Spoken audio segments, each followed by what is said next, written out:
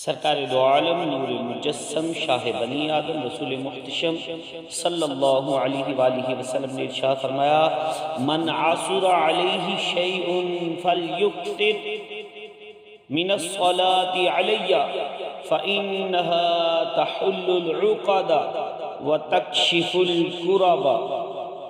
فرمانے آخر نبی صلی اللہ علیہ وسلم فرمایا جسے کوئی مشکل پیش آئے تو اسے چاہیے کہ مجھ پر درود پاک پڑھے، کیونکہ مجھ پر درود پاک پڑھنا الجھنیں سلجھاتا ہے اور رنج و غم دور کرتا ہے۔ صلو علی الحبیب صلی اللہ علی محمد صلی اللہ علیہ وسلم صلی اللہ علی محمد صلی اللہ علیہ وسلم۔